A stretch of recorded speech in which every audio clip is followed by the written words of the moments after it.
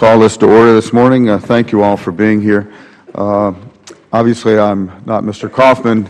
He is tied up in a budget meeting, and hopefully he'll be here as soon as he possibly can. And I'm going to read my own opening statement, and then we'll introduce our witnesses and go from there.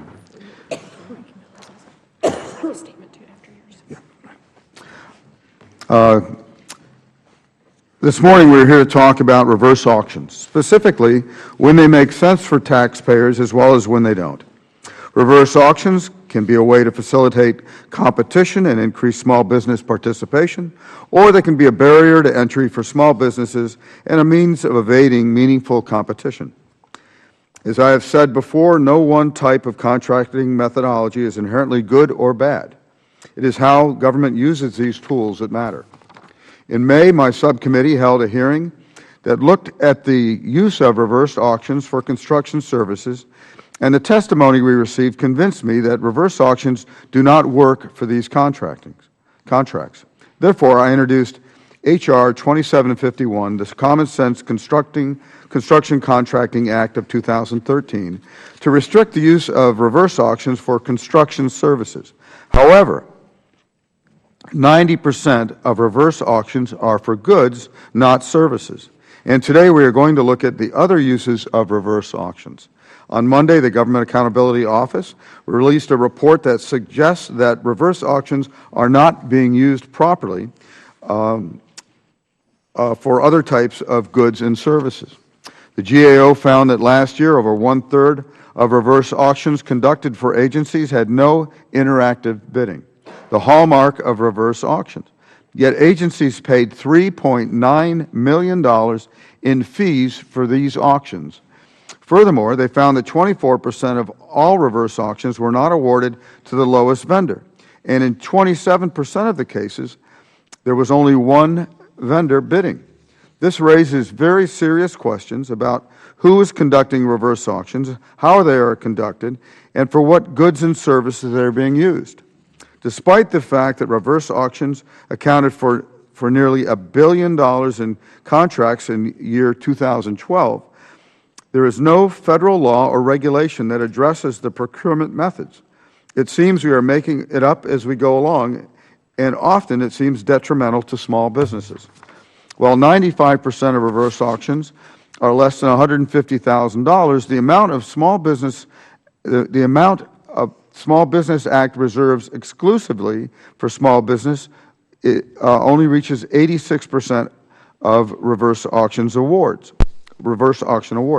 This has become so problematic that the Small Business Administration's Chief Counsel for Advocacy has requested that the Administration, at a minimum, provide a clear policy statement to the acquisition community that reverse auctions must comply with, and the requirements that contracts within the simplified acquisition threshold are to be reserved exclusively for small businesses.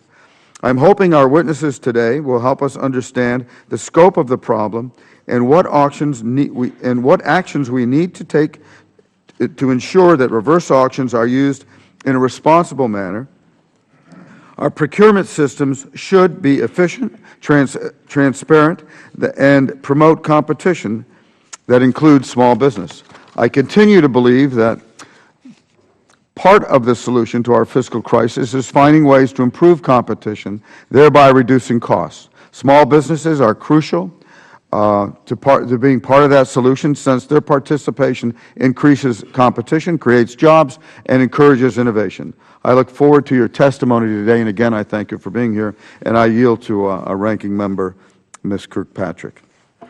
Thank you, Mr. Chairman, for holding this hearing today, and I appreciate your vigilance on the matter that we're examining, the reverse auction process. It's important to provide oversight on programs and processes at the Department of Veterans Affairs to ensure the funding Congress makes available is being spent efficiently and effectively. I understand that the Government Accountability Office has recently released a report on reverse auctions where they looked at what agencies are buying, how agencies are conducting reverse auctions, and the extent to which the potential benefits of reverse auctions are being maximized.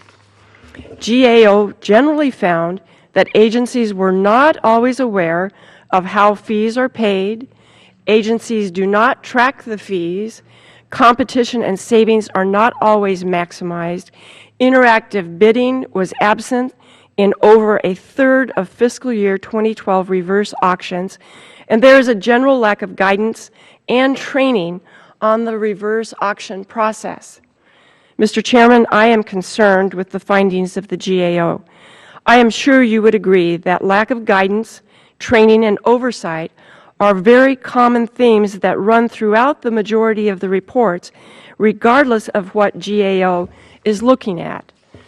While VA's testimony addresses some of the concerns, I am most interested to hear how they plan to move forward with reverse auctions and ensure that the process is efficient and effective. According to the VA, the use of reverse auctions has increased from $78 million in fiscal year 2011 to $305 million in fiscal year 2012. Because of that increase over a short period of time, they need to get this right. Veterans expect VA to do better. Thank you, Mr. Chairman, for this opportunity, and I yield back the balance of my time. And yield to Grace Meng, ranking member of the Small Business Committee. Thank you, Mr. Chairman. As the buyer of more than $500 million in goods and services each year, the U.S. government represents a major market for small businesses. For these firms, obtaining a federal contract can take a company to the next level, allowing it to grow stronger, gain experience, and add more employees. By having more options to purchase from, agencies can also benefit in terms of quality and price. As a result, it is critical that small businesses are not left behind when it comes to federal contracts. Over the years, a wide range of initiatives have been enacted to accomplish this. Goals have been established to measure agencies' small business contracting efforts, while the SBA operates an array of programs to channel contracts to smaller companies. Among these are initiatives targeted at increasing opportunities for veterans, women, and minorities, which together have helped direct more than $90 million in total contracting dollars to small firms. While this sounds like progress, more needs to be done.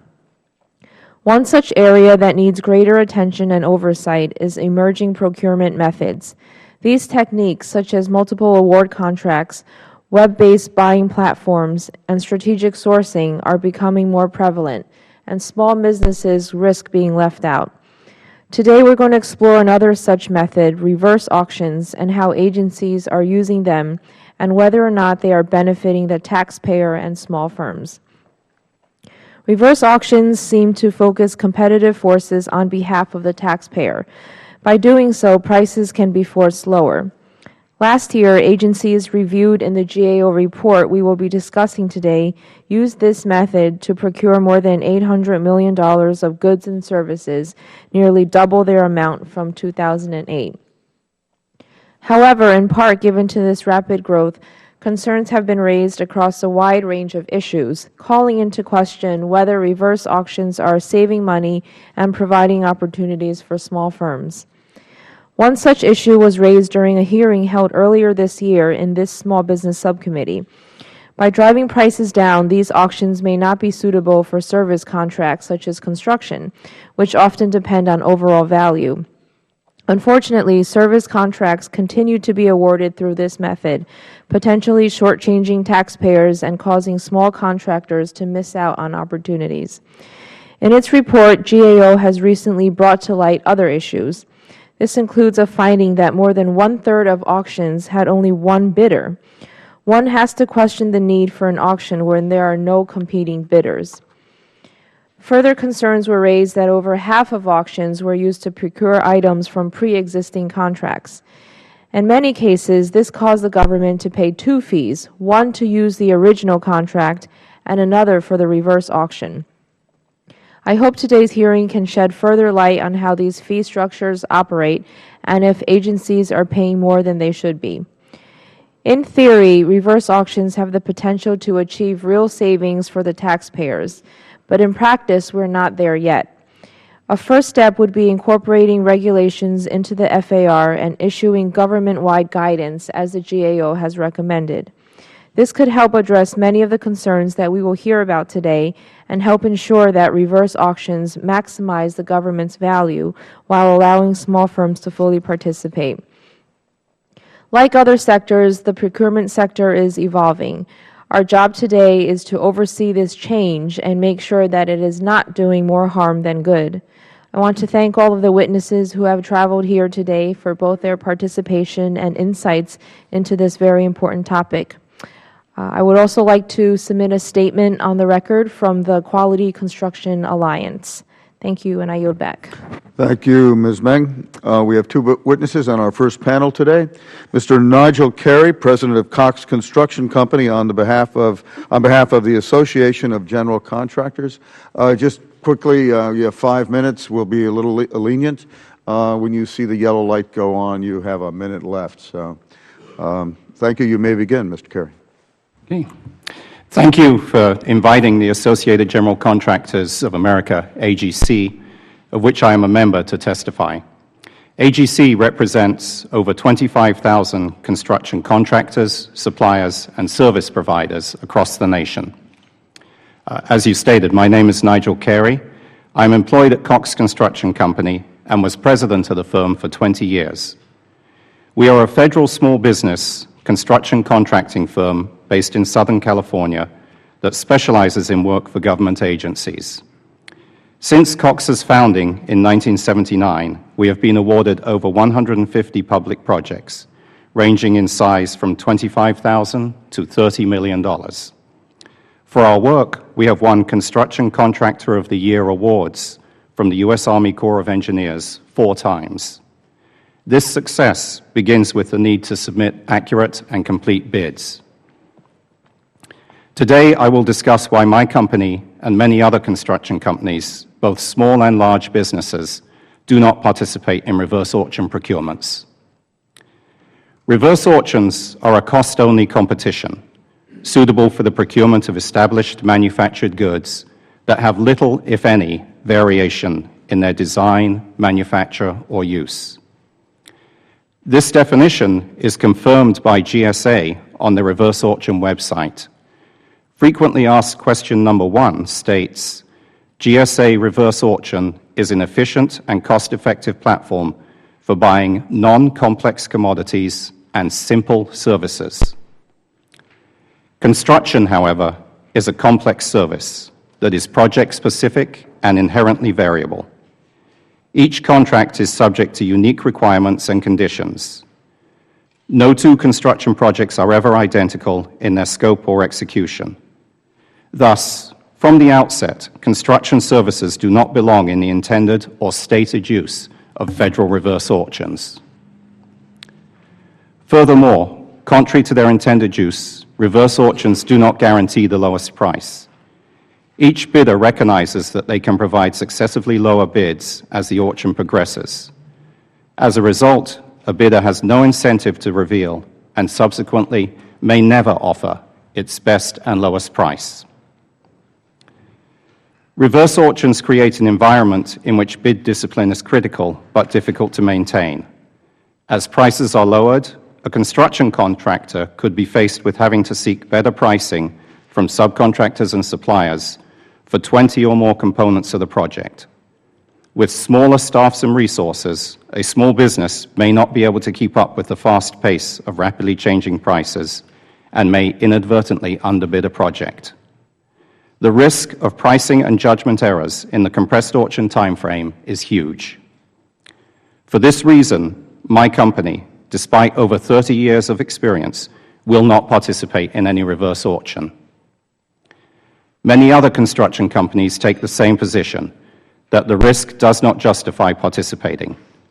Thus, the government is receiving bids from a reduced number of companies, limiting competition to the detriment of the federal government and taxpayers. This should not be news to federal agencies. Following a 2003 pilot study and report, the U.S. Army Corps of Engineers, the largest and most experienced federal construction agency, does not procure construction services through reverse auctions. We find it unfortunate and misguided that each federal agency learns the mistake of reverse auction procurement for construction on its own. This neither benefits the construction industry, small businesses, or the American taxpayer. As such, AGC holds that the only solution is for Congress to enact law that prohibits reverse auction procurement of construction services. AGC therefore supports H.R. 2751, the Common Sense Contracting Act of 2013, since this bill would prohibit federal agencies from using reverse auctions for construction contracts suitable for award to small businesses. Thank you for this opportunity to provide the views of the construction industry in this important matter. Thank you, sir. Mr. Louis Shealy, Director of Legislative Division of the American Legion, thank you for service and thank you for being here, sir. Thank you. As noted in all of the opening remarks, the American Legion also recognized that in 2012, more than one-third of the reverse auctions conducted by FedBid had no interactive bidding. 76% of all auctions went to the lowest bidder. Government-wide, 23% of reverse auction contracts were either the same price or more expensive than the established GSA price, and for the Veterans Health Administration, that number was as high as 35%. In a significant amount of auctions, there was only one bid, and the agency still had to pay the 3% on top of the cost of the procurement, at a total cost to the government of $4 million for these one-off awards, which are becoming increasingly of concern to the Federal Government.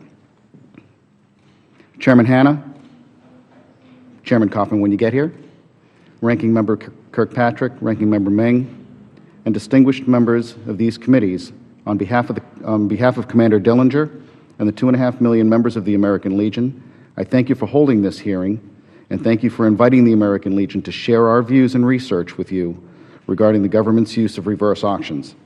My complete testimony has been submitted for the record, so I will briefly highlight some of our findings for you now. World War II veterans are known as the greatest generation, not because of what they did during the war, but because of what they were able to accomplish after the war was over when they came home. As these veterans came home, there were few jobs and even fewer opportunities. Companies that grew large from war production were impossible to compete with and were winning all post-war government contracts, which is why Congress introduced the Small Business Act. The Small Business Act regulates how government interacts with and protects small businesses. Coming off of the Great Depression of the 30s, the Small Business Act helped the United States get back on her feet and become the strongest economic superpower on the planet. Reverse auctions aren't in the Federal Acquisition Regulation. They weren't part of the Small Business Act. And as a matter of fact, all of the pending legislation considered before this Congress seeks to restrict the use of reverse auctions. The reasons for this are numerous, yet the only real argument for using them is to drive down prices. Since small business accounts for almost 90% of all reverse auction bidders, it's the small businesses who are suffering the most. Reverse auction advocates claim that reverse auctions save contracting officers time by as much as 8 hours per procurement. The American Legion is having a difficult time reconciling those numbers and those claims based on the work that's involved in purchasing a procurement off the GSA schedule with a credit card versus going through the reverse auction process to purchase that same GSA schedule, product, or service. The American Legion works with hundreds of veteran business owners and has consistently received negative reports regarding the reverse auction process. The most common comment we hear is that the process is unfair, deceptive, and fraught with cheaters. This is not a characterization by the American Legion as to the quality of reverse auction services. It is only offered as a perspective of what the overwhelming opinion is regarding reverse auctions in the veteran community. From our research, we found that the #1 problem with the reverse auction system is that it poises the Federal Government to be in a predatory position without highly skilled and highly ethical oversight mechanisms in place to ensure that the government isn't being wrongly enriched by creating an overbearing procurement process, then places reserve auctions in a continued recipe for disaster. Another concern we have is that the possibility of misappropriation of slush-funded tax dollars. Congress appropriates money for specific purchases based on forecasts submitted by the administration and agencies.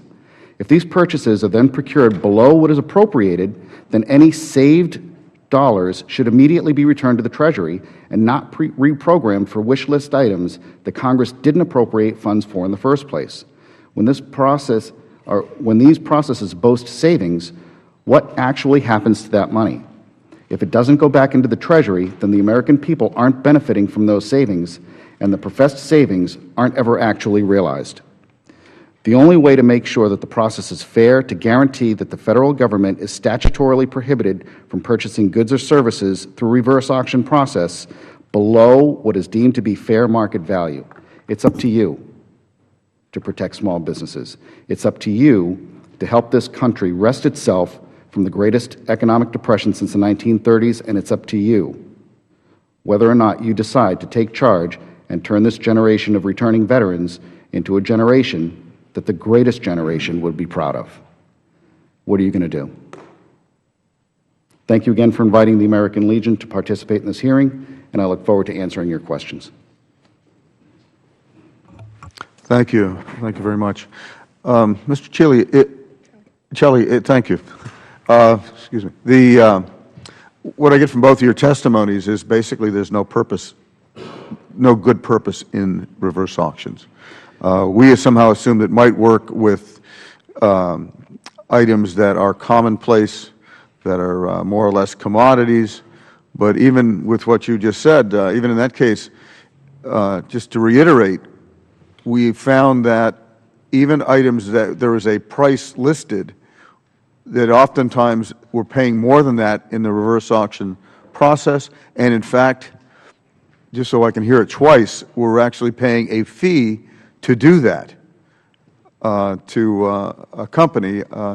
That's your understanding too? That is correct. In the extremely limited circumstances under which reverse auctions might be appropriate, is it worth supporting an entire procurement system based on those few circumstances? Mm-hmm.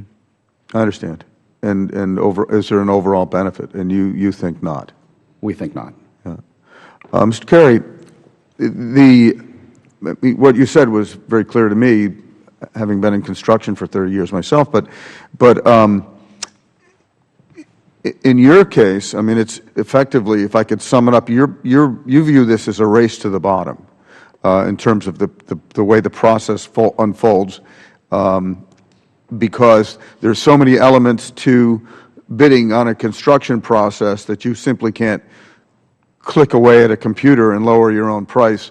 You wind up with perhaps the least qualified, that company that is most desperate or looking for cash flow or whatever it is, the time and the way the whole process engages contractors, you're not able to get, almost by definition, you're unable to get a qualified response every time there's a new bid. You want to speak to that if you consider that accurate? Yes, that would be accurate. The way the construction industry works, as a general contractor, we're reliant on a large number of subcontractors and suppliers who have to provide pricing for every project, project-specific pricing. To be trying to reach out to, and I picked a number of 20 suppliers or subcontractors, even on a small job, it's just virtually impossible, because they're all going to start at their highest price. Mm-hmm. They're not going to give you their best price straight out, knowing that they have an opportunity to get more than their best price. So this is kind of an example of something that looks good, sort of smells okay, but just in the real world, it isn't practical. Exactly. In the real world, this would not work, mm-hmm. and it's just you may have subcontractors of 20 or 30 different trades, electricians, plumbers, whatever they are, and they're not sitting in that room with you lowering your price to compete with someone from another state, perhaps another country, I don't know, probably not, but who may not know what they're doing or may not be. That's correct. So the opportunity for making mistakes, or for somebody to, underbid a project on the false pretense that, well, company A can do it, so I can do it for $1,000 less. So there can be a fundamental disconnect between value, outcome, and the process. Well, the reverse auction process totally ignores value, which is where most federal procurement is now looking at, is best value procurement, which is a combination of price and prior experience, or specific experience that you bring to the table for that project. Reverse auction process would completely ignore that. I'm going to yield to Ranking Member Kirkpatrick. Thank you. Thank you, Mr. Chairman. Mr. Carey, it's clear that you don't think the reverse mortgage process should be used for construction. Do you see a place for it in the other procurement process outside of construction? I thought I did until I started reading these reports, yes. I really can't speak to that. I'm only familiar with the construction industry and our processes. And yes, certainly on the face of it, it seems like a great idea, but as I read the reports that have been put out here, there's a lot of problems, and I think it was probably time to put a hold on this process until it can be thought through and really managed properly, if it's to continue. I'm curious about a statement in your written testimony on page 5. You say that the process is detrimental to the relationship between the buyer and the supplier. Can you elaborate a little bit on that, what you see happening there? Yeah, that's referring back to the best value proposition of construction, where, federally, on the federal side and pretty much exclusively in the private sector, a construction contract is awarded on the basis of best value, where the contractor brings his services, his team, his experience, as well as his price. And it may not necessarily be the best price that provides the best value to the customer, in this case, the government agency who's buying that service. When did you first interact with the VISN, with the VA Integrated Services Division? And can you describe what your experience was with them? I'm speaking for AGC, yeah. Yeah. We've not been able to really interact with the VISN. We're talking to the headquarters procurement for the VA here in Washington, and they're receptive to talking to us, and we're trying to arrange a meeting with them in January to follow up. But it's unclear to us at this point how much control they have over the VISNs and whether their policy would get down to that level, or those regional officers. We hope to resolve that. Okay, thank you, thank you. I hope you'll keep the committee posted on that progress. Mr. Celli, does the American Legion have an official position on reverse auction process? While we don't have a specific resolution that specifically addresses reverse auctions, we do have a position with regard to the way veteran contractors are treated in the marketplace, which completely covers the scope and dynamic aspect of reverse auctions in which we're opposed. Would it be possible for you to provide that to the committee? It is mentioned in my written testimony, and there's a link in my testimony which will take you right to that as well. To that process. But I can send a copy over as well. Okay, thank you. The VA has suspended the use of the reverse auction process. What do you think is the best next step for the VA to take? Me? Yeah, Mr. Celli. Yeah. No problem. Well, I mean, just suspending the process to begin with is the right step to take. If they do plan to reinstitute the reverse auction process, I think there's an extremely large amount of oversight that needs to happen, and it needs to be done with a focus on being fair to the small business and not being, in an overbearing manner, squeezing them down to their last dime. And it also needs to reflect upon established pricing models that are already accepted throughout GSA. Would your opinion about reverse auctions change if, as Ranking Member Ming talked about, there was a standard or something put in the FAR that would give guidance on how they're to be used? I just think that we're putting too much effort behind a procurement vehicle that really isn't necessary. I think that, GSA was primarily established to provide the best possible price to the government and fair market value. So if you already have that program in place, what would be the need then to institute yet another tool to try to accomplish that same goal, and in addition, use the GSA vehicle as a means to use that new tool? It doesn't really make a lot of sense. Okay, I thank the panel for being here, and I yield back.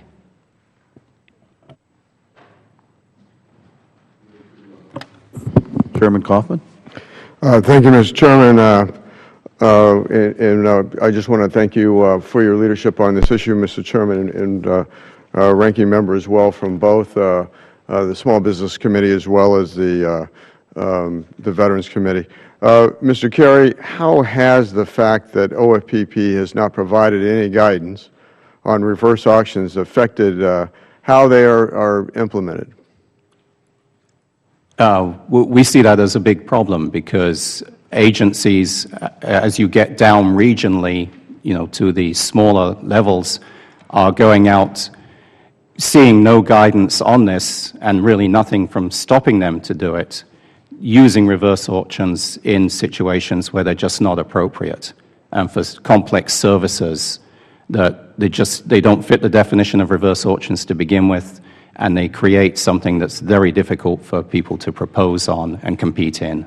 Do you think that in terms of VA's procurement, is there anything that they do in terms of procurement that would fit this current reverse auction system?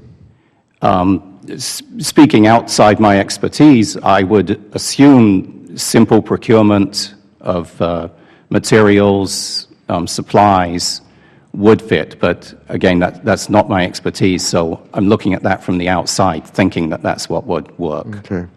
Mr. Selly, how does the Legion Small Business Task Force view reverse auctions? Overwhelmingly, the American Legion Small Business Task Force is against small auctions and extremely— Reverse auctions. Yeah. Reverse auctions, sorry.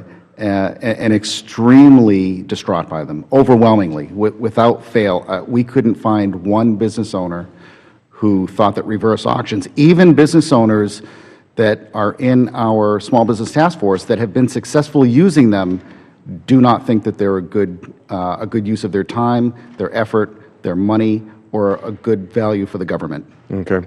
Thank you, Mr. Chairman. I yield back.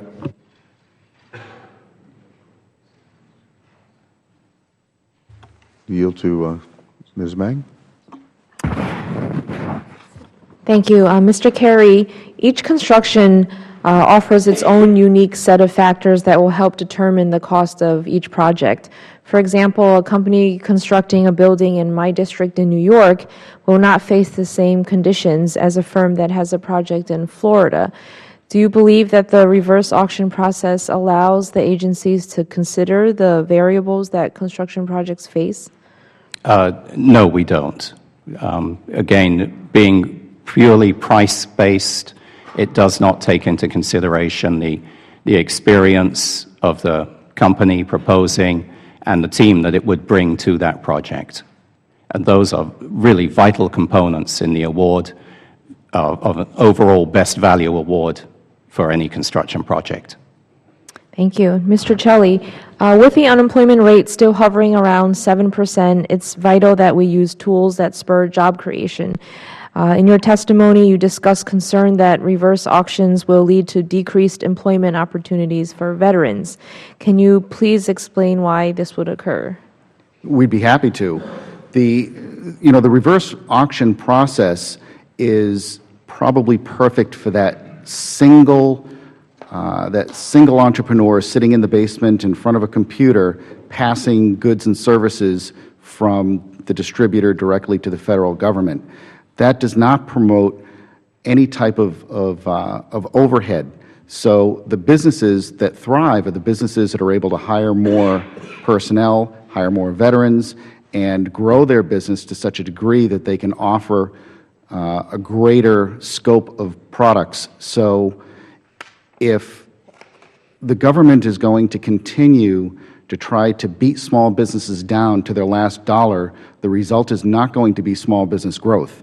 It's going to be decline, and therefore they're going to hire less veterans. What are some examples or procurement methods you believe would allow small businesses to grow and hire more veterans?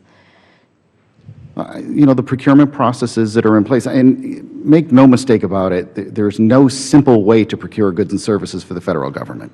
It's an extremely legally difficult process, but those businesses that are able to get through those hurdles to get a GSA schedule, to successfully bid on a project, those are businesses that have been proven that they have a strong business and a good handle on the procurement process and an understanding of the way the laws of the Federal Government work, specifically with regard to the Federal Acquisition Regulation. So, the Federal Government already has some very successful tools that they're using.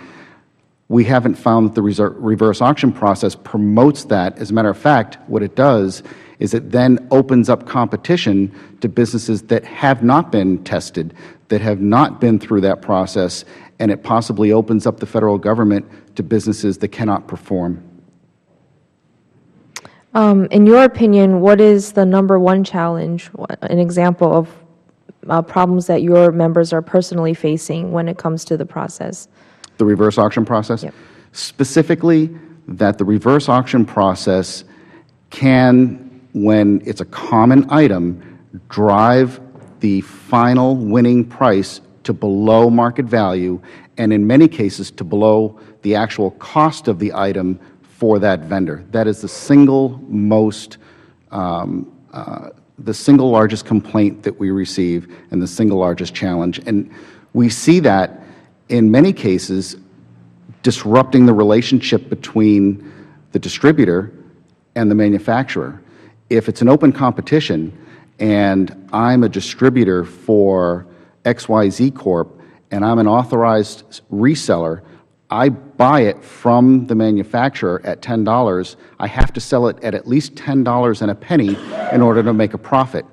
But if the manufacturer is able to compete in that same process, they can easily sell it for $9.99, at which point I can't even compete. And if I do, if I compete at the thought process that I'm going to use this as a loss leader just to get some government get some government attention and maybe sell consumables that support that product later at a higher price, it becomes a shell game. Thank you. I yield back. Yield to Mr. Rowe. Thank the Chairman for yielding. I apologize for being a couple of minutes late. We got some bad intel and started off in the Rayburn building this morning hunting for this meeting, so I apologize for that. And, Mr. Chairman, I would like to submit for the record the statement of the National Electrical Contractors Association, if I could. Without objection. I thank the Chairman. Let me, I guess, help understand for me a little bit better. I love eBay, and I'm trying to understand, and I love buying guitars. So I will bid on some guitars, and sometimes you'll see one out there that the price is not right, and you'll get no bids. And what I'm trying to figure out, and I do understand there are products out there that you purchase that have almost no margin. I get that, and that's a tough business to be in when you're at a very low margin business. And I guess what I'm trying to understand is, in FedBid, the concept I like, because it allows you to find as you pointed out, the best product at the lowest price, which is what we should be trying to do. But it isn't working. A third of the bids, when I read the material this morning, only are a single source bidder, just one bidder. And eBay you can turn down if you don't meet a certain value, and I'm trying to understand what we can do. If you don't hit the price that the seller's willing to sell it for, I mean, obviously you could buy a $4,000 guitar for $2. I'd buy it, as many of them as I could get. But the seller's going to say, this is worth that, and I'm not selling it below that. Is that something you could do in FedBid? And just for you all, Mr. Carey, you also, why isn't this working? Because my instincts tell me it should. It works phenomenal on eBay. You can find out around the world what something's worth. You can get the value of it. It might not be what the seller thinks the value is worth, but what the market will pay for that particular item. Why isn't that working? Well, Dr. Rowe, I think that you brought up an excellent analogy. And eBay, if you remember, those of us who were around when eBay first started, it became almost a fever to bid. And at the beginning of eBay, what you ended up with was a lot of folks who overbidded for products that they ended up overspending for because they got involved in that emotional fever bid. So I have a wife, though, and that usually reduces that fever a little bit. there are, eBay has, over the years, now become a much more commonplace to purchase new and used goods. But with eBay, there are safeguards in place because the seller, as you mentioned, can start a bid at a particular price or mention that they won't go below a certain price. And with the reverse auction process, that same, it's new, it looks like a window of opportunity for businesses that weren't previously in the federal procurement arena. They may not completely understand what their responsibilities are once they win that procurement. There, as Mr. Carey points out, the more complex procurements are much more difficult to put into the reverse auction process because there are far more nuances that may need to be discussed before the winning price or before the winning bid is selected. And if you were buying only ballpoint pens, it might be easier, but then there's already a mechanism to do that. Is the seal, what I'm familiar with as a public official, as a local official, is a seal bid process where you go in, you see what the specification, just like in the contracting business, Mr. Carey, I know you are. Yeah. You see the specifications in any particular, whether you're building a bridge or a building or whatever, and the lowest bidder who meets those specifications wins the bid. And you do, as you all have pointed out, you do learn who the good people are. Pretty soon you figure out who the good people are and the people that meet those specifications time after time after time. And I have not necessarily always accepted the lowest bid, but the best bid. So sometimes the lowest bid, I mean, the old adage, would you like to go into space in the lowest bid? Right. I think a lot of times we don't do that, and we do it for a reason because our experience tells us that the lowest bid may not be the best bid. Is that a process that could work, where you just have a sealed bid, Friday afternoon at 1 o'clock, you open the bids, the lowest bidder meets specifications, gets a contract? That would be the traditional way of procuring construction services, yes. It's worked for years. Today, it's evolved more to best value. Most agencies are now using best value, where it's either a combination of your price and your experience for the project, or technically acceptable low price, where the bidders are, in a word, screened. If they reach a certain technical bar, then those bids are considered, and the low price of the bidders who are deemed above that bar is accepted. Those work very well. Agencies use them. Over the last 10 to 20 years, litigation in construction is vastly decreased. And I think the government is receiving a lot better value for its construction today than it used to. So they're established processes that work, yes, sir. Okay, thank you. I yield back. Ms. Chu? Yes, thank you.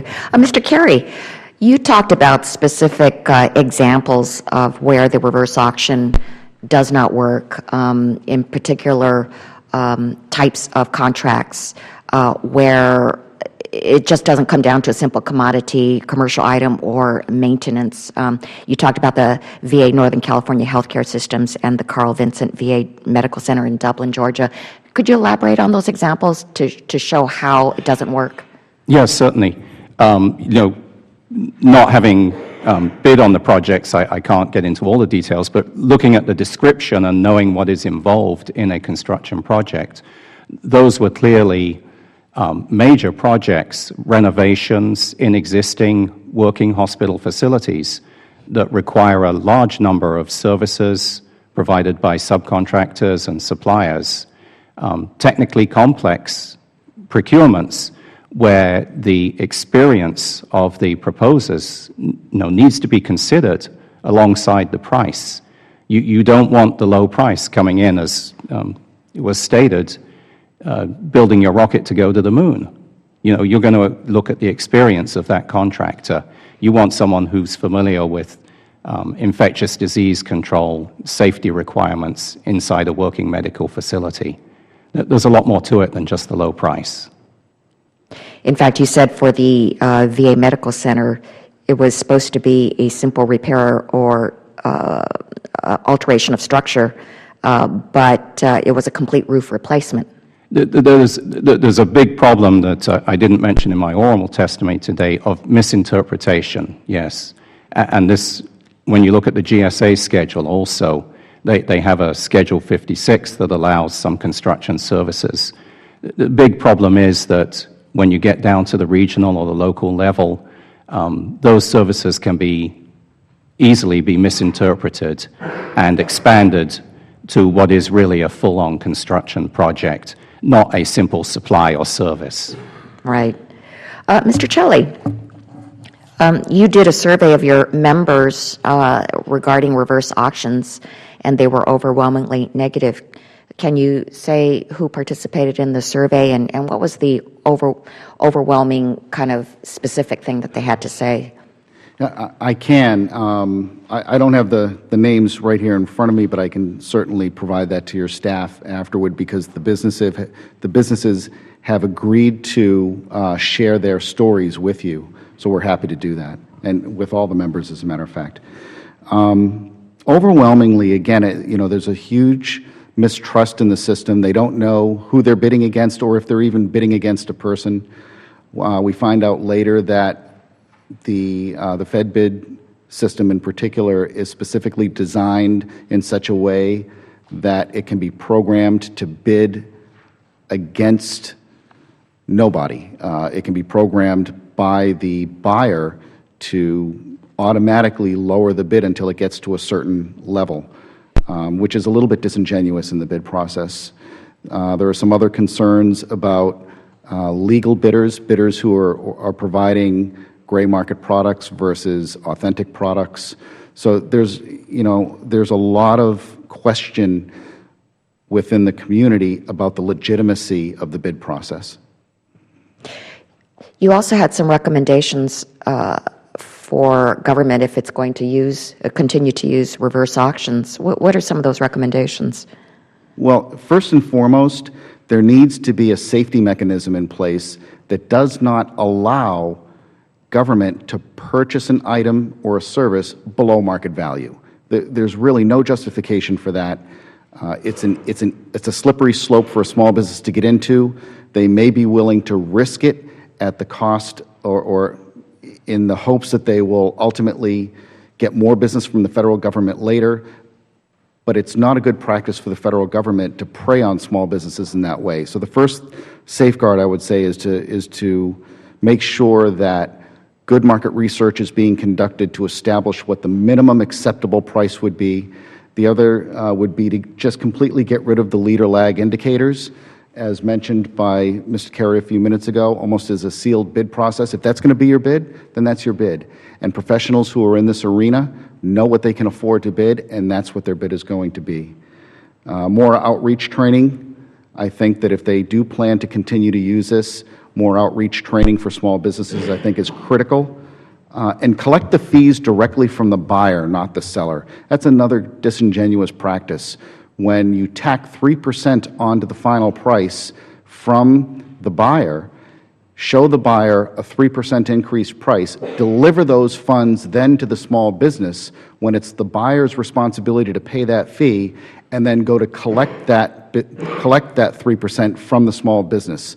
Why does a small business have to be burdened with paying the fees of the buyer if it's the buyer's responsibility to pay the fees? Thank you. I yield back. Thank you, Mr. Chairman.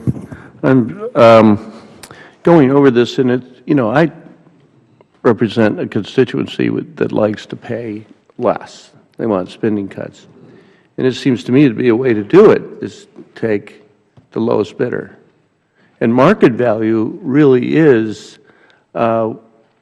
based on the market. If the market's willing to sell it at one price, I'm willing to buy it at that price. That creates the market, right? Do we agree? No, I actually don't agree, not necessarily. Okay. And the reason that I disagree is because when you throw outliers into the equation, you then distort and warp what the true market value actually is for most people when you have one or two that are willing to subvert their own pricing structures simply to get into the market. And again, it poises the federal government as a more overbearing, monopolistic type of buyer. And that's not the responsibility of government. Okay, and I understand and I agree with you. But so how's, Mr. Carey, can you elaborate on how the private sector deals with this? Because they want to maximize profits, they want to get, but at the same time, they also want performance, right? Yes. And that's a big question, because in my district, you know, I have people that are, they can build a better product or the same product, meeting government regulations or specifications, but aren't necessarily getting the contract. And then that contract, in some cases, is going to the lowest bidder who can't perform, and subsequently comes back to the original bidder that can make the product at a fair price and make a fair profit. And the government now has to pay more for it because they have to expedite and pay an what do you want to call it, extra fee for having it done in a quicker time. So how does the private sector deal with those kind of issues?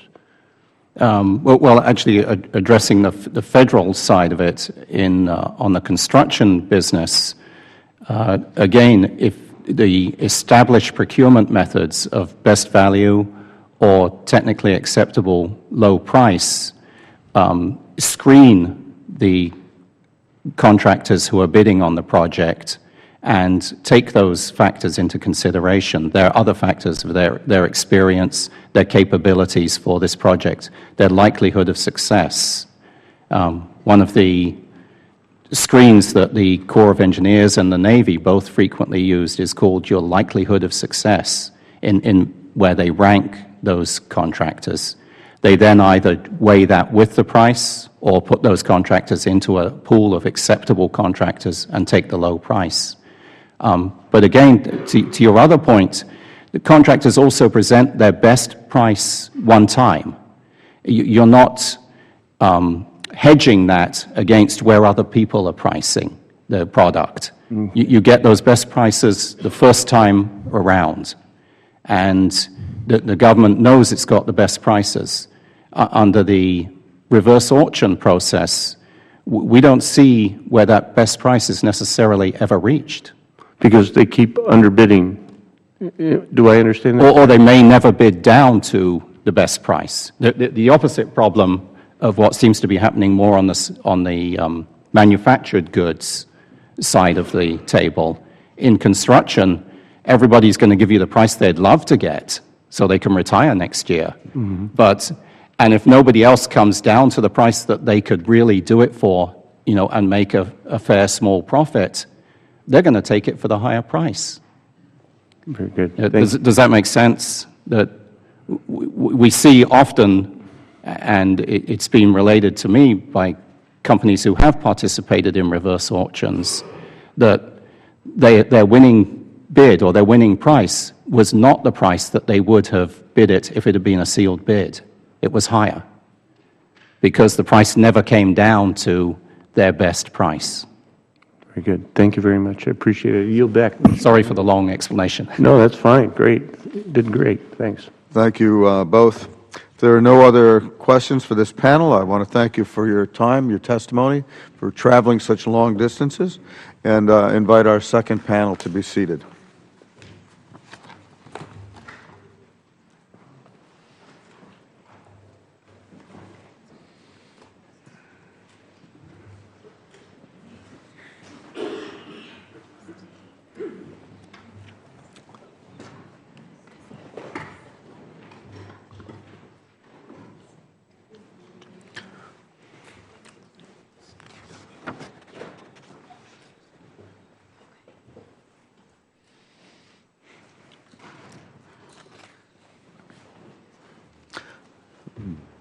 Thank you.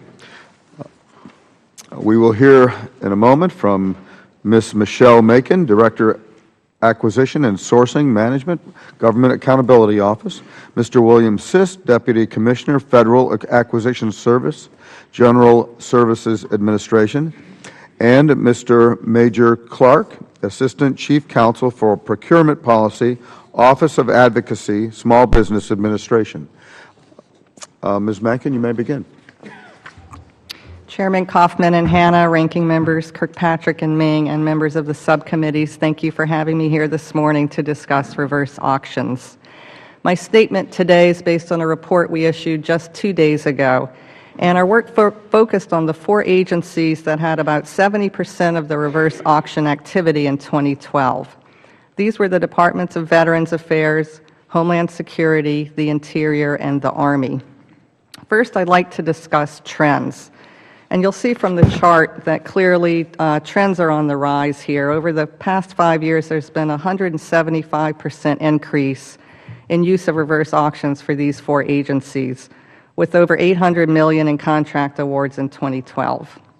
In general, reverse auctions are used for simpler supplies and services, predominantly IT and medical products and equipment. Importantly, however, some agencies are planning to use reverse auctions for more complex items and more complex contracts that can last up to 5 years. Secondly, I'll address some areas of confusion we found regarding how reverse auctions work. There's a perception that the auctions always go to the lowest bidder, but we found that almost a quarter of the 2012 auctions did not go to the lowest bidder. Another concern we had was about the extent to which small businesses are getting reverse auction awards. And we found that most of the contracts did go to small businesses. They received over 80% of the dollars in 2012. And then regarding fees, a company called FedBid ran almost all of the government reverse auctions in 2012. FedBid's fee for conducting the auctions is capped at 3% of the winning bid, and it cannot exceed $10,000. As you'll see in the chart is an example of how the fee works. In this case, the winning vendor's lowest bid was $10,500.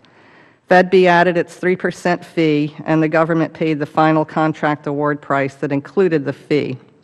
The vendor then remits the fee back to FedBid. In some cases, we found that FedBid received no fee, and this happened about 20% of the time for the 2012 auctions. We also found cases where agencies are paying 2 sets of fees, one to FedBid to conduct the auction and another to use an existing contract such as a GSA or VA schedules contract. But our main source of concern was that agencies were simply not aware of the fees they're paying to use these auctions. And finally, I'd like to turn to the 2 key intents of reverse auctions, competition and savings. Regarding competition, we found 2 main buckets. What we call interactive bidding, where multiple vendors are bidding against one another, and this happened about 65% of the time. However, there's also what we call ineffective competition, where only one vendor submitted a bid or multiple vendors submitted only one bid each. This happened about 35% of the time, and clearly there are concerns here about if the benefits of competition are being realized. And finally, FedBid calculates the savings for the agencies based on the delta between the government's cost estimate, or the target price, and the final contract price, which of course includes FedBid's fee. In this example, the agency's target price or government estimate was $11,000, and the calculated savings on this particular auction was $185 after accounting for FedBid's fee. In total, FedBid calculated $98 million in savings for the 4 agencies in 2012, but we have questions about the accuracy of these savings.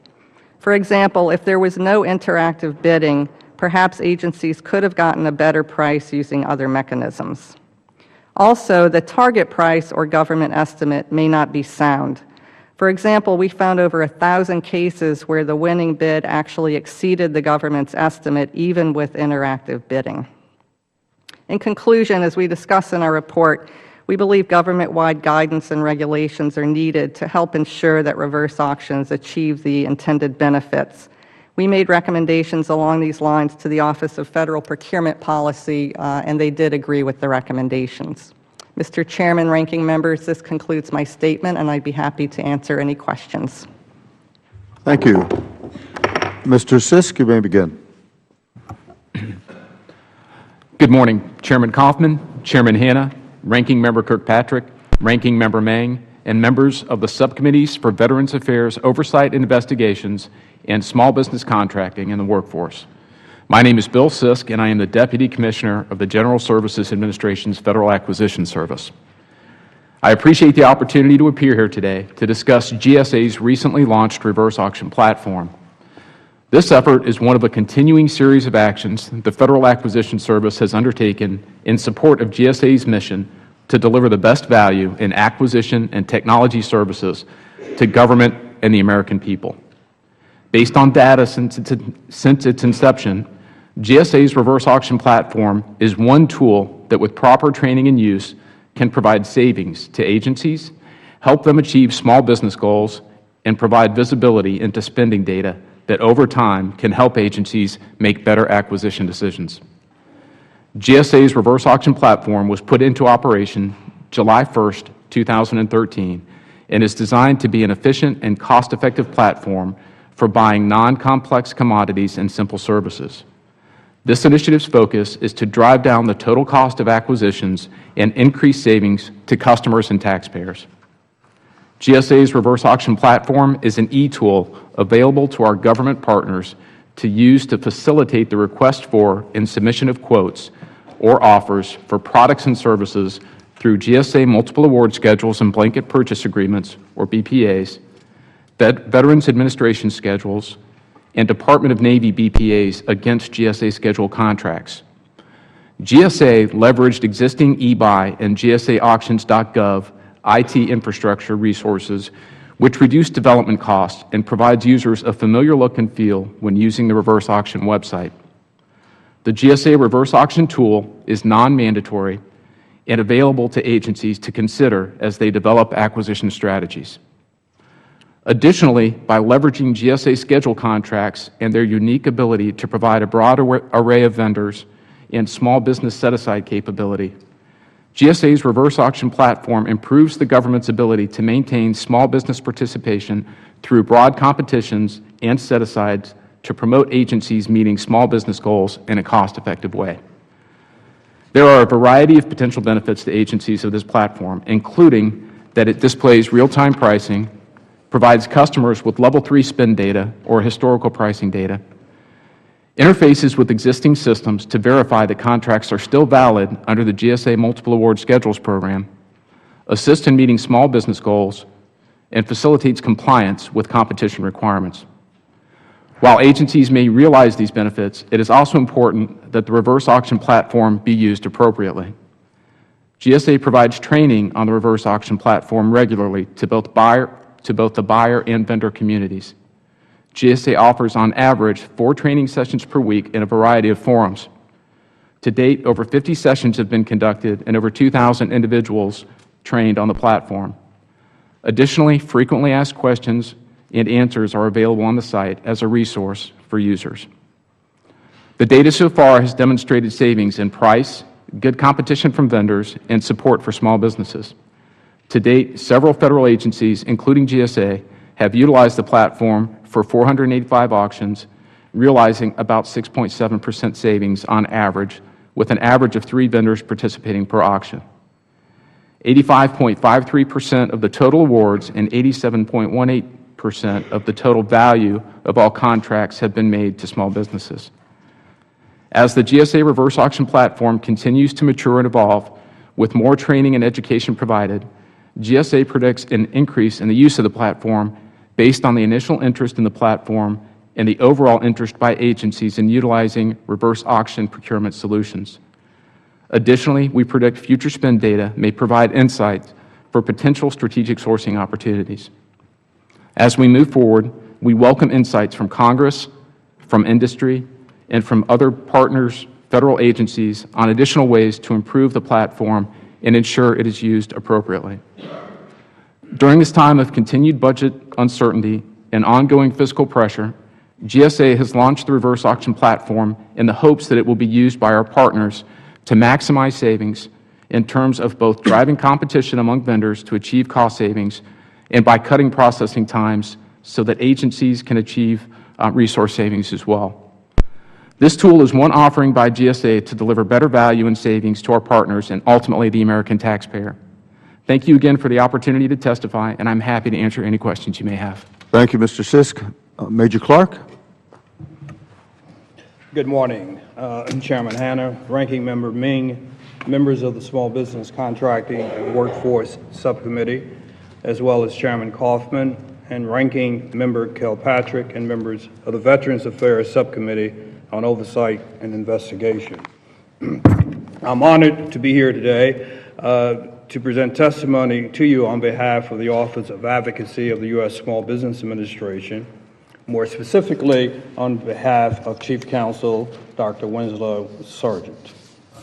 Dr. Sargent would like me to thank you for the support that you have provided this office and looks forward to a continued partnership with you as we mutually strive to improve the economic climate for our small business stakeholders. Let me make it very clear that the Office of Advocacy is not in opposition to reverse auctions in the Federal marketplace. Today, we are advocating for clear reverse auction guidance from the Office of Federal Procurement Policy. Mr. Chairman, my name is Major Clark. I am the Assistant Chief Counsel for Procurement Policy for the Office of Advocacy. And while my professional career includes both public and private sector experience, I previously served as the Staff Director for the House Small Business Committee under the chairmanship of the Honorable Perrin J. Mitchell of Maryland. So thank you for having me back for this session. I ask that this written testimony and 2 attachments be included as part of the official transcript of this hearing. Just as a brief segue, in 1976, Congress created the Office of Advocacy pursuant to Public Law 94-305 to represent the views of small entities. Advocacy advances the interests and concerns of small businesses before you, the Congress, the White House, federal agencies, federal courts, and policymakers. The Office of Advocacy is an independent office within the Small Business Administration, so the views expressed by our office do not necessarily reflect the views of SBA or the administration. We work with federal agencies in the rulemaking process to implement the requirements of the Regulatory Flexibility Act. This RFA requires federal agencies to consider the effects of their proposed rules on small businesses and other small entities, including small governments and small nonprofits. And it's really pursuant to the above statutory authority that the Office of Advocacy has been involved in the monitoring of reverse auction activities in the federal marketplace since 2006. There are actually 2 letters that I asked to be included as part of the written testimony. The first one is on February 27, 2008. The Office of Advocacy sent a letter to Administrator Dent of the Office of Federal Procurement Policy with a recommendation from small stakeholders to better define the reverse auction process. And again, I ask that that attachment be included as part of the record for this proceeding. The second attachment is a more recent letter to Administrator Leslie Field of the Office of Federal Procurement Policy, dated January 21, 2012. And this letter is from Dr. Sargent of the Office of Advocacy. And again, this letter expresses the concerns as conveyed to us regarding some of the negative impacts of reverse auctions on small businesses, and asking that the Office of Federal Procurement Policy come out with clearer, more defined types of guidelines so that our small business stakeholders would clearly be able to understand the process as they attempt to play in the federal acquisition marketplace. Now, in addition to those two letters, we held, the Office of Advocacy held a procurement roundtable in Seattle, Washington, in which a small business stakeholder very vividly expressed to us the problems she experienced with the reverse auction process, and some of those things are stated in the testimony. And in addition to that, we also have been part of a process with the Federal Procurement Office of Federal Procurement Policy, in which small business stakeholders have presented their concerns to this office. So we're concerned with clear guidance. We think the guidance should clearly place a definition on what constitutes a reverse auction. We think the guidance should also include a very clear understanding of how far Part 19 applies to these particular parts, and we also think that the guidance should include very clear understanding of the cost parameters that small businesses incur with this particular process. And these are the concerns that have been expressed to us by our small business stakeholders. Mr. Chairman, this concludes the testimony. I'd be happy to answer any questions that you may have. Without objection, everything you mentioned will be added to the record. Ms. Mencken, in your testimony, you mentioned that non-complex procurements, assuming for the moment that that might be a construction contract or something like that, don't necessarily work well. Would you like to elaborate on that? As you know, that's what we heard from the previous testimony. Actually, it's a lot of what we found that was bought in 2012 was IT products, specific types of medical equipment and so forth. And traditionally, that's kind of been considered appropriate, if you will, for a reverse auction. I did look at our data, and for VA specifically, about 5% of their reverse auction activity was for construction-related contracts in 2012. And as you know, there's a whole range of codes that can relate to construction. So from alterations and so forth to perhaps more complex items. Well, I actually mentioned that wrong incorrectly. It's complex don't work well, but thank you for answering the question. Do you, FedBid earned $13.4 million in fees in 2012 for reverse auction work by the 4 agencies GAO reviewed. I understand that GAO found cases where agencies were paid fees even though there were no savings. Clearly, FedBid, you could argue, did their work. But what about that and the fact that there are many cases where they actually paid more than the posted or GAO quoted price? How can you rationalize that? And why do averages matter, as Mr. Sisk said, when you get 3 or 4 bidders, when we know that there were only one bidder, there may have been only one bidder on a whole host of projects, hundreds as we know, and so averages aren't really relevant in my mind. I guess the question is, how do you justify paying 3% out when you actually wind up paying more at the end, and do you? Frankly, we have concerns about some of these scenarios. If agencies paid FedBid's fee but got no savings from that particular reverse auction, that's a concern. And the scenario where that happens is, for example, the agency contracting officer establishes the government estimate, for example, picks a schedule price for a certain vendor. That vendor submits a bid and actually gives the government a discount. But that discount is eaten away because the agency still pays FedBid's 3% fee. So that's not a good situation in our view.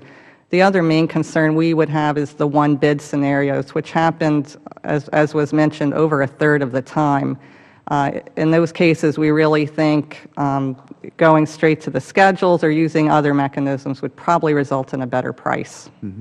So you'd agree with Major Clark that rules need to be much better defined, or defined at all in this case? Absolutely. We think there needs to be cross-references in the FAR so contracting officers know how to use these reverse auctions, and so the vendor community can be clear as well about how they should be working.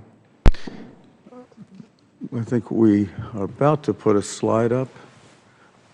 Thank you. This is the website that shows that FedBid is a contracting office of the Department of the Army. It's confusing at best, but we can all agree that that's not accurate. It's from FedBizOps. I'm sorry? I want to say it's from FedBizOps. It's from this is from FedBizOps. So maybe it's just a technical thing that needs to be corrected, but clearly it's not part of the Department of the Army. It's not part of the Department of the Army. You may want to look at that. I'm going to yield to Ranking Member Fitzpatrick. Thank you. Kirkpatrick. But thank you.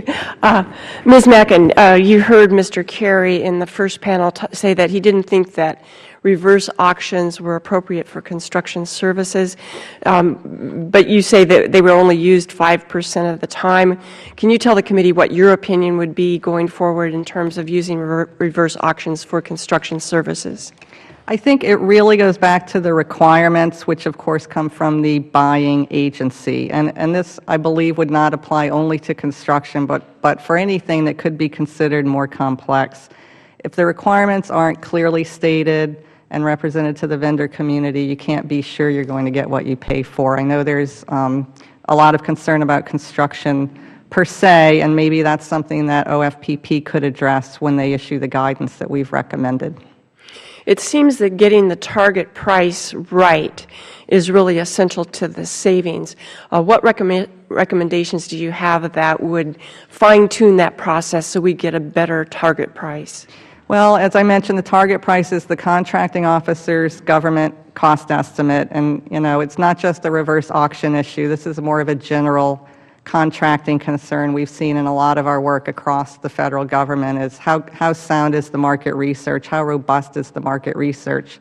If they're just contacting one vendor and getting a quote and using that as the target price, that may not be adequate depending on what's being procured. Do you think guidelines addressing the target price should be included in whatever guidelines are generated to improve the reverse auction process? I think that would be very helpful, and probably the main concern I would have is what do you do when you only get one bid in a reverse auction? Do you proceed as we saw and just award the contract at that price, or do you maybe reconsider, maybe a reverse auction isn't the best bet here for various reasons? I have a concern that in your testimony that the agencies are not tracking this process. What needs to be put into place so that they can track? Why is that happening? Yes, we were frankly a bit surprised to find that agencies didn't know how much they were paying FedBid and fees. They didn't know how much duplicative fees, for lack of a better word, they were paying when they were using a schedule contract, for example, through a reverse auction. And so some agencies, and VA is one of them, have taken steps to get that information. So now on a case-by-case situation, contracting officers at VA are documenting how much they paid in fees, and sometimes it's a loss, if you will, when the target price is exceeded. But at least they're getting that information. I don't think any agency, however, is looking at it from a macro point of view. In total, how much are we paying to use reverse auctions, and is it always the best way to go? So maybe that's also something that should be put into the guidelines so that they're doing that at the macro level. Would you agree with that? Yes, absolutely. Now, if you had to prioritize your top 3 next steps for the committee, what would that be? Well, I think, the key thing here is putting something into the FAR and obviously the VAR and all the different agency regulations. And that OFPP has taken some steps to do so over the past 10 years. It's never actually materialized into the regulations. So I think that's critical. But even before that happens, because that could take some time, some government-wide guidance, best practices, when does this make sense, when does it not make sense, I think would be very helpful. Each agency has guidance, but they're not always the same, and I think that's part of the concern from the vendor community. Major Clark, would you agree with Ms. Mackin's top priorities in terms of making this process better? In general, I would agree. I'm not necessarily sure at this point in time as to whether or not the guidance needs to actually be put into the FAR. I do think that the Office of Federal Procurement Policy needs to come out with some very clear guide points, guidelines for the acquisition community. I'm still not totally convinced that they need to be put into the FAR at this point, because the whole process of reverse auction as an acquisition tool is continuing to evolve. Much of the testimony here this morning, including the very recent GAO report, and as well as the testimony from GSA, clearly indicates to me that there is this evolution that is occurring since 2006, when we first got involved in the Office of Advocacy. So I'm not totally convinced that it needs to be put into the FAR at this point in time, but clearly, yes, I agree that there needs to be clear guidelines coming out of Office of Federal Procurement Policy. Thank you, panel, for answering my questions. I yield back. Thank you. Chairman Kaufman? Thank you, Mr. Chairman. I want to ask you all to comment on this. It seems to me maybe on the narrowest of circumstances, the reverse auction process would work.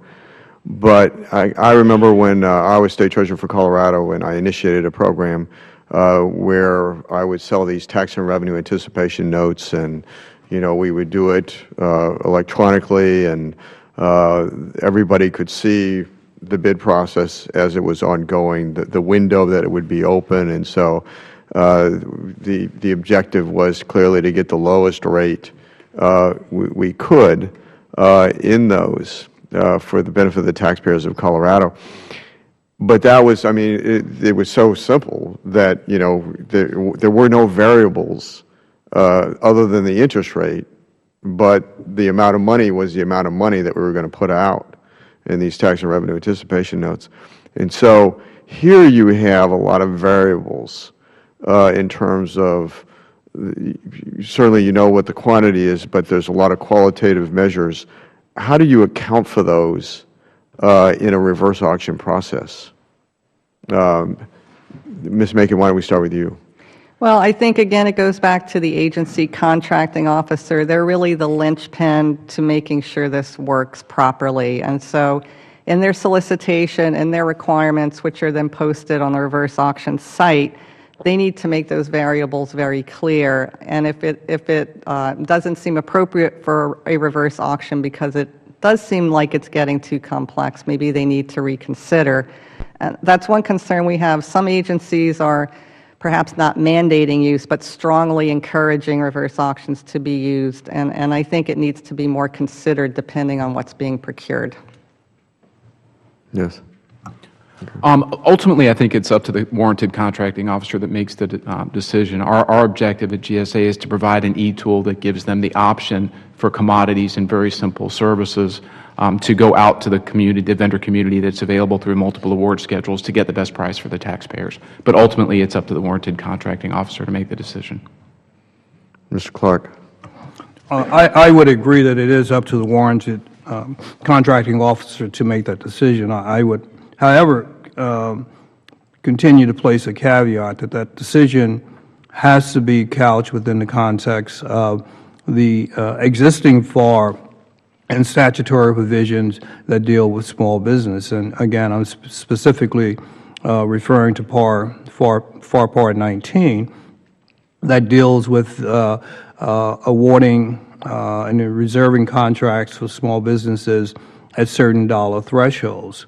And I would hope that the warranted contracting officer would actually take this into consideration when that decision is being made. But that is the benchmark of everything as we see it, and that is, how are they complying with the various small business provisions. Ms. Macon, on March 5th, 2012, FedBid informed ONI that they had trained 2,100 VHA contracting personnel in the use of reverse auctions. In lieu of OFPP's lack of guidance, Does this concern GAO? We did hear from different agencies that FedBid was doing training and that did increase in the fourth quarter when, of course, spending tends to go up. It depends on what the training was. If it's just the mechanics of how to use this reverse auction tool, that's one thing. But I think, again, to avoid crossing into that inherently governmental realm, the agency contracting officer needs to be completely in charge of writing the solicitation, determining the pool of vendors that will compete for the reverse auction, and making the final award determination. Ms. Macon, according to VHA Health News article, a government employee bought the reverse auction process, quote, with her when she transferred to VA from another agency, unquote. According to her, quote, it's free to the government, everybody wins, unquote. Is that an accurate statement? I would not characterize it as free to the government. As was discussed, in some cases, the government's paying a fee and not getting any savings as a result. So again, it really goes back to the government agencies tracking this information and knowing what they're paying and what the cost benefits are of using this tool. Thank you, Mr. Chairman. I yield back. Thank you. Ms. Chu? Ma'am? I'm sorry.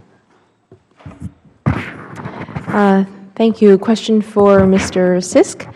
JSA schedule contracts are negotiated with the intent of achieving the contractor's most favored customer pricing, the vendor's best possible price for the goods or services. However, schedule holders routinely offer lower prices than their contract price when competing in reverse auctions. How are vendors allowed to offer conflicting prices? Well, the multiple award schedule price that has been determined to be fair and reasonable, you can always negotiate down from there. And so that is permissible within the multiple award schedule program for vendors to offer a cheaper price. Do you think it should raise a red flag as to the ability of the vendors to fulfill a requirement when their bid is below the most favored customer pricing? Our mission is to always get the best price that we can for the government. Sometimes vendors get a better price from their distributor. Sometimes they've been able to lower their overhead. And so the schedules price that is established when we negotiate that contract initially is that the price is fair and reasonable to put sort of a ceiling price in place. But again, if we have competition amongst the schedules holders and we can get a better price for the government, then that's our goal. And your agency recently unveiled its own system for conducting reverse auctions. There are those that have voiced concerns about the current systems out there and the ability of vendors to use them. How does it compare to those that are available through private sector contractors? A couple of things that are a little bit different about our program. First, it's run by a government agency, so we have government contracting officers looking at what is available through that program. It's also based on the platforms that we have available for our e-buy system, which is a system for government contracting officers to go out and get quotes from schedule holders. So they can use their same sign-in information to get into our reverse auctions platform as well. It's another tool that's available for them. In addition to that, we also have visibility over all the prices paid through this system. And so we hope that that information can help us educate government contracting officers in a better way going forward to get the best price for the taxpayers. Mr. Clark, in recent legislation, Congress added a type of bid listing protection in limited circumstances for subcontractors who are used by prime contractors in their bid proposal. What the language does, it requires that the named subcontractor can't be replaced without the contracting officer's approval. And if it does happen, subcontractors who are replaced without cause can now complain to the contracting officer. Do you agree that it would be good to implement major subcontractor bid listings for all federal contracts if it would protect subcontractors from post-award substitution without cause? Would you mind repeating that for me, please? Do you agree that it would be helpful to implement major subcontractor bid listings for all federal contracts if it would protect subcontractors from post-award substitutions without cause? Yeah. The answer to your question is yes. The Office of Advocacy has, over a period of years, been expressed concern with the process in which small business subcontractors have had to endure in the Federal marketplace. So if this provision actually provides that level of protection, just is one more level of protection that our small businesses need, that type of protection is much needed. Thank you. I yield back. Dr. Rowe? Thank the Chairman for yielding, and also I failed to mention thank you for holding this hearing today. Also, just a couple of quick questions. One, do you think that the Fed bid reverse auction should continue in its current form, and if not, what would you replace it with?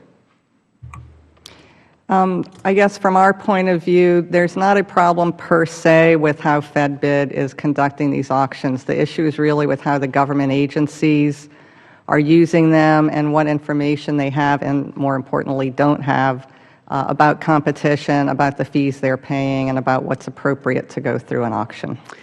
I think I'm going to stay with you for just a second, and Mr. Sisk, I want him to chime in also on that question. But I think you made a very important point, and so did Mr. Clark, about the simplicity. And in other words, if you're bidding out with my medical background, tape, IV solutions, gauze, those kind of things, splints, whatever, that's pretty simple stuff.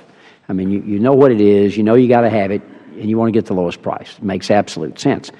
But when you're bidding out complex, like a construction project, that seems an inappropriate use for me for a reverse. Let me give you just an example that happened yesterday with the VA. The question is why the VA awarded a contract for autopsy services December 10th on a reverse auction. I mean, I don't guess at that point it matters to the patient, but it might to the information you get, that you get the best, most qualified person. To me, that's a very complex problem to deal with. Do you agree with that? I would agree it sounds complex. I would just add that 90% of the auctions in 2012 were for products, but 10% were for services. And I think when you get into the realm of services, it can get complex fairly quickly. I think maybe that's something, and I think basically Mr. Clark pointed out the parameters should be really narrowed here. And I think Mr. Sisk also, what you've done is you have some very narrow parameters in what you're using reverse auction for.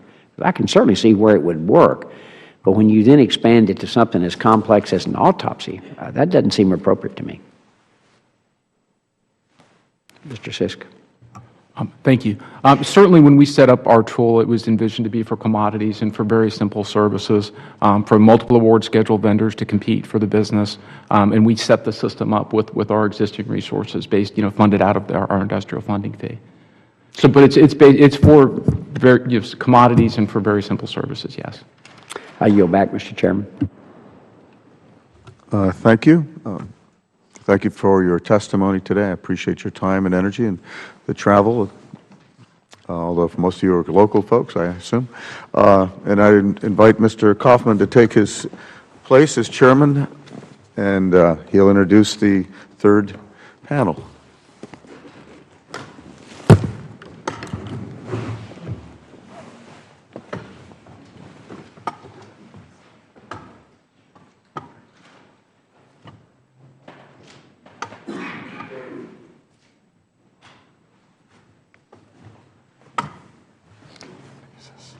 Oops. Interesting hearing. Thanks for having us.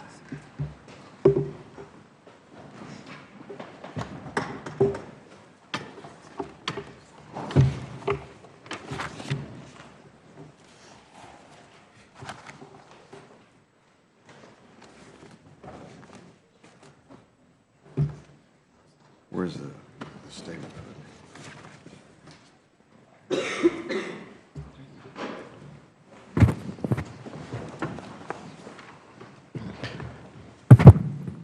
Thank the panel for stepping forward. On this panel is Mr. Jan Fry, Deputy Assistant Secretary, Office of Acquisition and Logistics, Department of Veterans Affairs.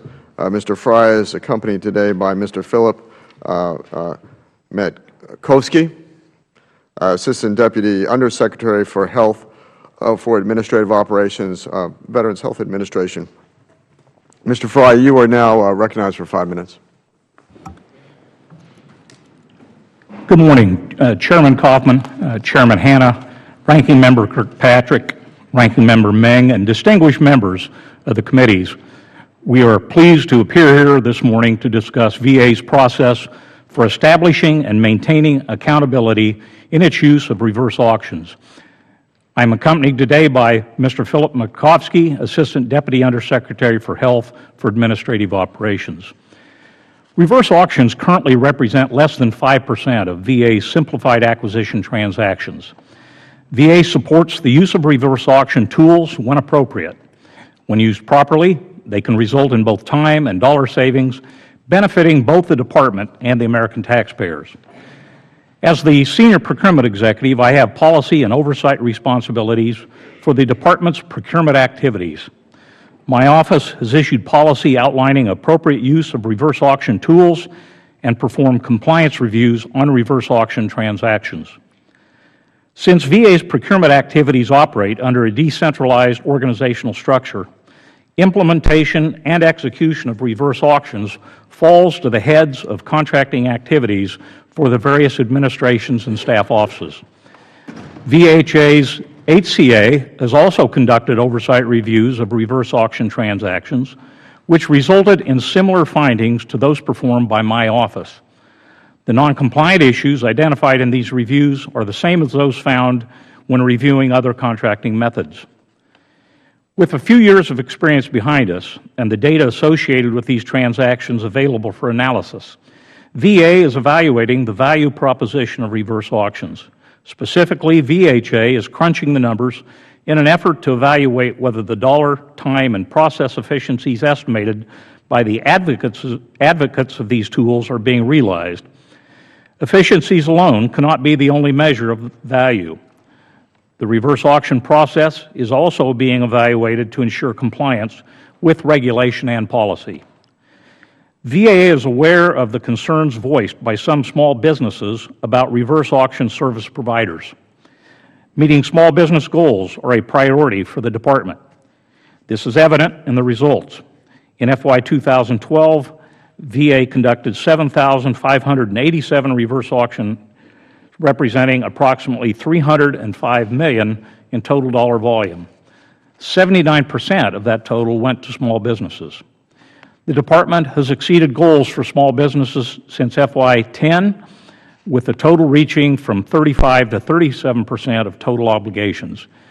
In FY 2013 alone, over $6.5 billion was committed to small business. VA continues to monitor the efficacy of reverse auctions and adjust our policies and processes to be in line with the results of our reviews and business outcomes. Through this monitoring process, VA will refine its use of reverse auctions and enable it to identify when to use it most effectively. As a result of these actions, VA established and is maintaining a culture of accountability with regard to the reverse auction process. I appreciate the opportunity to testify today, and I'm happy to answer any questions the committee may have. Thank you, Mr. Fry. Mr. Matkowski, are you and VHA required to follow the reverse auction policies and guidance released by Jan Fry as VA's Senior Procurement Executive? Yes, sir, we are. Okay.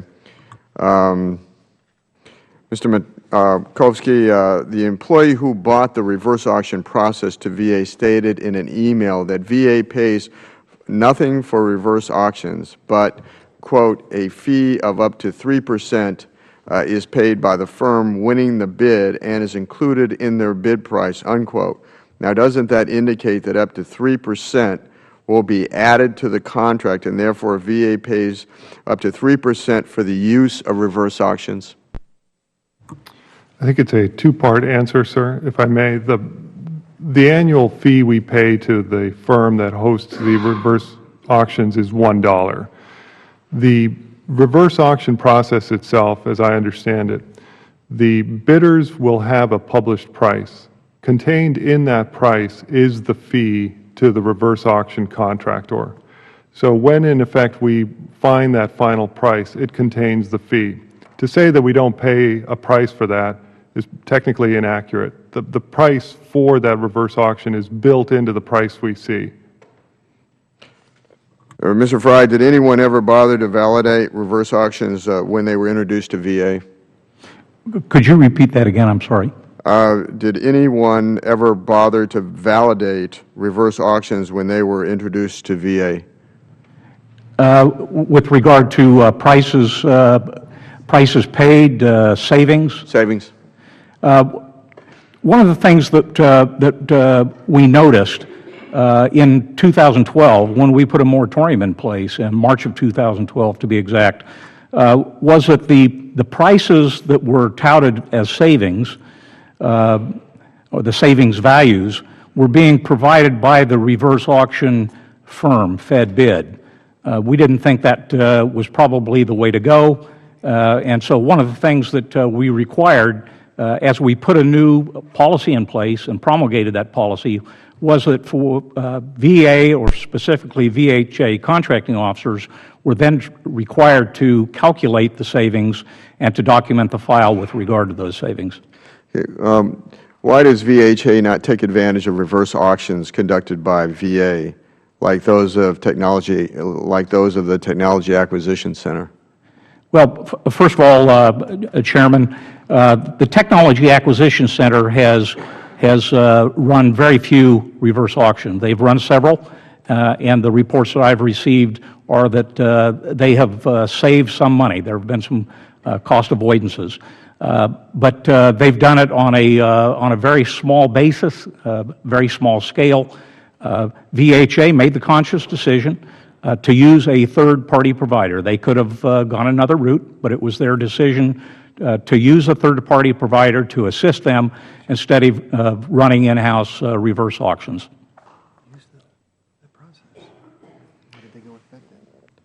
So, Mr. Metkovsky, let me refer back to you again to explain to me why you went with FedBid. It doesn't make sense.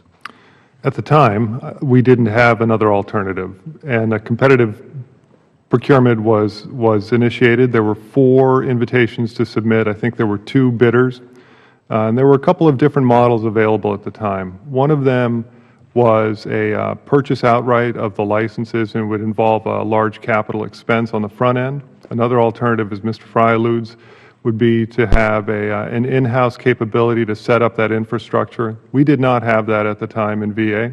And then there was software as a service, which was the offer from FedBid. It offered very, very small capital outlay, $1, and effectively you're using a service that's hosted externally. It appeared risk averse at the time. 3% seems excessive at this point. Correct. So that's one of the things I think has been alluded. We have done an internal review again based on some of the internal reviews. We saw the GAO report, and one of the things we looked at was, can we quantify the nature of the return, and does that 3% make it unattractive for us to use this? And until we can feel comfortable with that, we've asked to pause these. There are some existing procurements that will be completed. We've asked to add no new ones to our reverse auction process. Mr. Hanna. So FedBid, no one bids against FedBid. They're out there 3%. You either hire them or you don't. And Mr. Fry, what seems patently obvious what you said is that it doesn't necessarily make sense in that they may not always earn their money and you may not always need them, if that's fair. You've heard the testimony up to this point from everyone. Most of it's been fairly negative overall. Do you believe, either of you, that you're capable of doing what is done through FedBid on your own, by yourselves? I think we are. Maybe not at the scale that FedBid is able to offer. If we were to do it at the scale that's currently being used, for instance, by VHA, we would have to build that capability within our workforce. But it could be done. It wouldn't be done at no cost at all. There would be some overhead costs, and there would be some stand-up costs, and perhaps some cost for software licensing and that type of thing. But it could certainly be done, and it could be scaled, but it would cost something to scale it. And you're using them currently for construction services? Before I answer the question, sir, Mr. Chairman, on the construction, one additional item, we use reverse auctions with the General Services Administration as well for our energy procurement. So natural gas, electricity, et cetera, we use other than Fed bid for some of our reverse auction purchases. Just wanted to clarify that. For construction, we use them for what we consider are local, not complex construction services. Those would be typically roof repair, replacement of flooring, et cetera, but not where you would consider a design-build contract for a standalone facility, for an operating room or something of that sort. So that for commodities, which oil, gas, electricity, it works okay for you, even with the 3%, you'd say.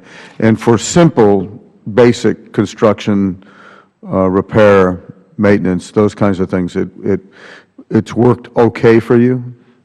Reasonably okay. I mean, the few examples we have a starting price that we estimated a target of roughly $700,000. Starting bids came in at over $1 million, and the final award price was under $250,000. I would actually agree with some of the prior testimony and feedback from some of the panel that you want to make sure that you've got a pool of qualified contractors for construction. And in some areas where we've used it has been where you've got a multiple award contract already in price. So you've taken care of the technical competency and you're using the auction process to drive down price. And have you seen circumstances where you have one or none? We have.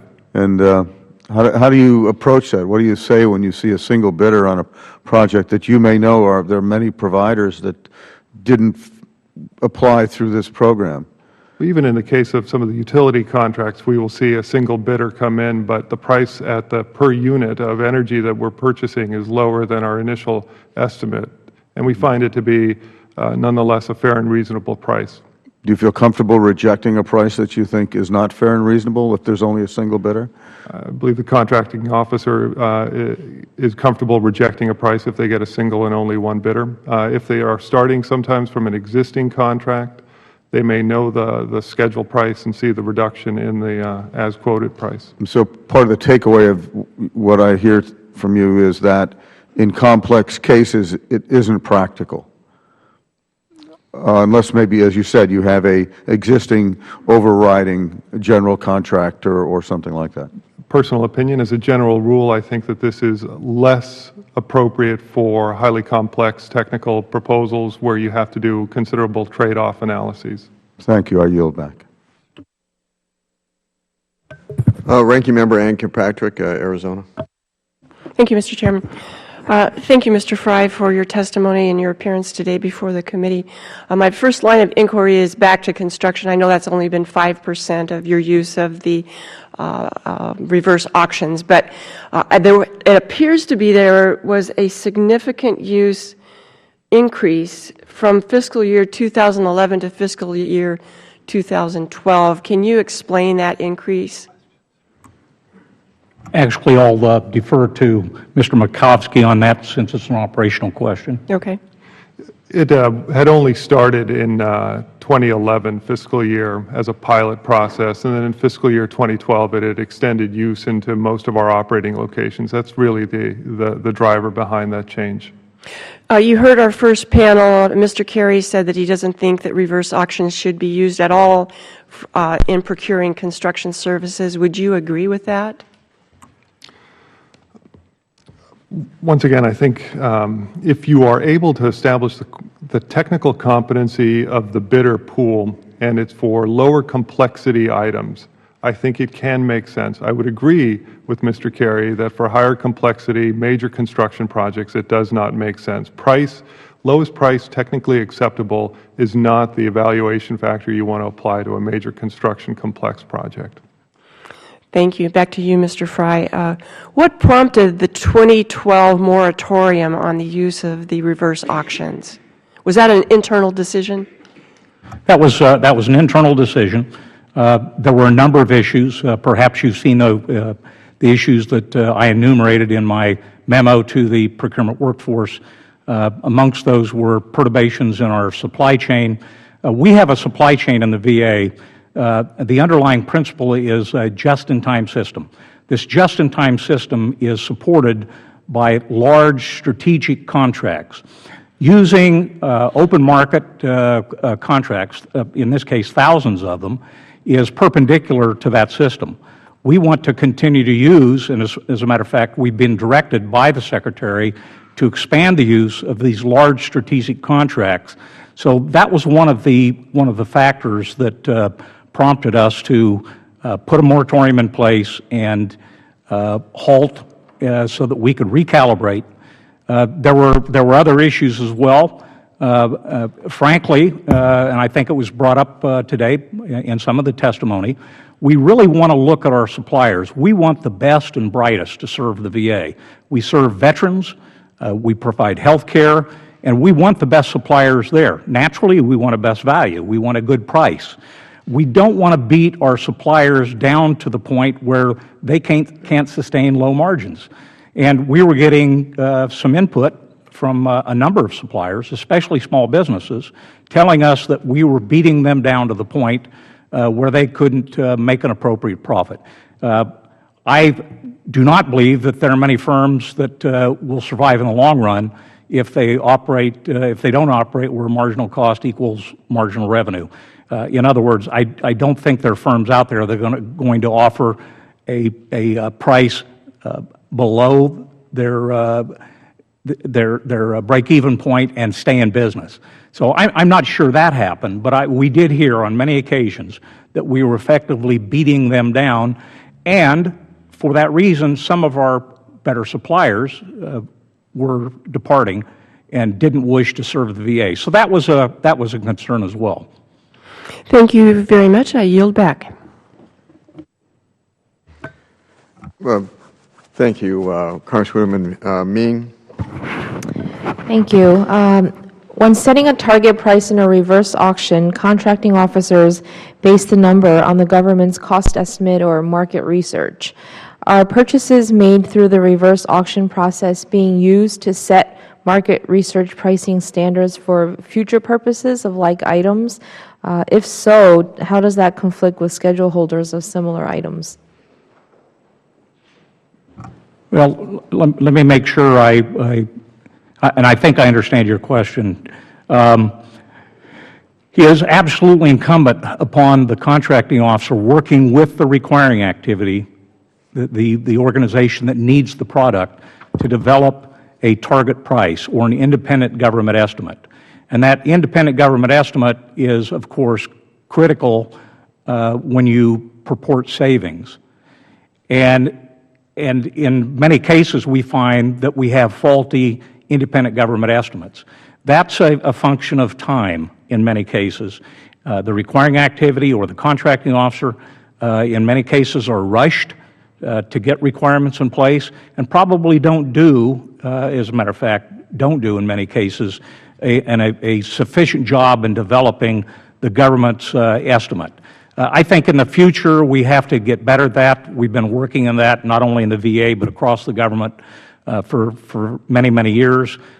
You'll see in non-complex buys for commodities that we sometimes don't hit the mark for the independent government, and you'll see in complex buys we often don't hit the mark for the independent government estimate. So someone said earlier in testimony here that the independent government estimate is the key because that's the baseline we use to declare whether we've saved any money or not. So if we've got a faulty baseline, our savings, declared savings, are not accurate. And in general, the lack of guidance in the reverse auction process has caused some to question the fairness of the system. Vendors are especially concerned with the fact that even after they go through the process, the contracting officer is not required to select the lowest bidder for award. How are your agencies ensuring that the process is fair and transparent?